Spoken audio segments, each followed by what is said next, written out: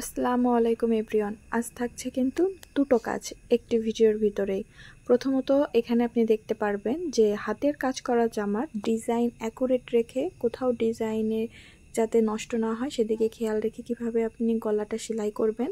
আর একই সাথে আজকে দেখাবো যে এই যে যেটা দেখতে পাচ্ছেন ডিজাইনের কাপড়টুকু জাস্ট সেলাইয়ের অংশটুকু কিভাবে আমরা হাতার উপরে অ্যাটাচ করতে পারি যদি আমাদের হাতা আলাদা করে কাপড় সেলাই করে রাখা হয় তখন।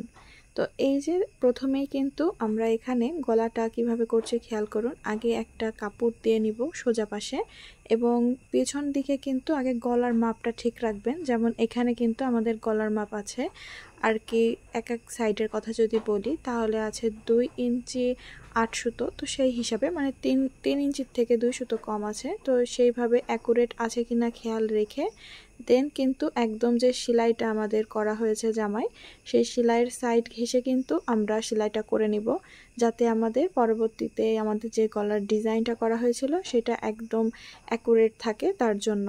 তো এখানে যদি আপনার গলার পুটের মাপ কম থাকে অর্থাৎ 2.5 ইঞ্চি পুট দিতে চান তাহলে কিন্তু উপরে আপনি 2.5 ইঞ্চি বরাবর দাগ দিয়ে সেখান থেকে গোলটা মিলিয়ে দিবেন নিচের দিকে।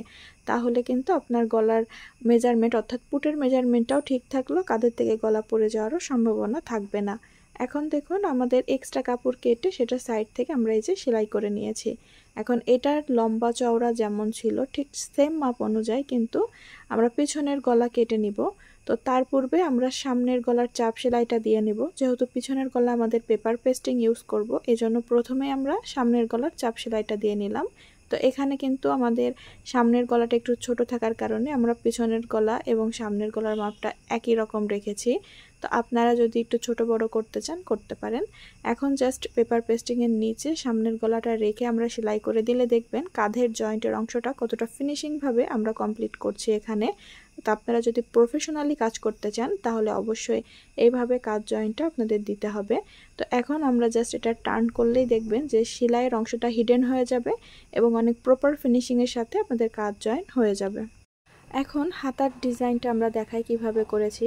তো এখানে কিন্তু আমরা একটা কাপড়ের পরে সেলাই করে নিয়েছি এবং সেলাই করার পরে যখন কাপড়টি কেটে বসাবেন খেয়াল রাখবেন যেন কাপড়ের চতুর্পাশে কিছুটা কাপড় এক্সট্রা থাকে যেটা আমরা ভাঁজ করে দিয়ে ভিতরের দিকে সেলাই করে নিব। তো প্রথমে কিন্তু সেলাইটা করে নিয়েছি, এখন জাস্ট আমরা এখানে লেসটা ব্যবহার করব। তো এখানে আমি ডিজাইনের সাথে ম্যাচ করে লাল কালার লেস ব্যবহার করছি আর লেসটা আমরা কাপড়ের উপর দিয়ে দিয়ে সেলাইটা করে নিব। তাহলে কিন্তু অনেক সুন্দর একটা লুক হবে। আপনারা খেয়াল করুন যে নর্মাল কেমন লাগছে এবং এই লেসটা বসানোর পরে আপনার ডিজাইনটি কেমন লাগছে তাহলেই বুঝতে পারবেন। তো চাইলে আপনারা লেসটা অ্যাভয়েড করতে পারেন অথবা দিতেও পারেন। তো এখানে কিন্তু আমরা চারদিকে ঘুরিয়ে এখানে আমরা লেসটি বসিয়ে নিব। আশা করি বুঝতে পেরেছেন। তো পরবর্তীতে আবার দেখা হবে নতুন কোনো ভিডিওর সাথে। আল্লাহ হাফেজ।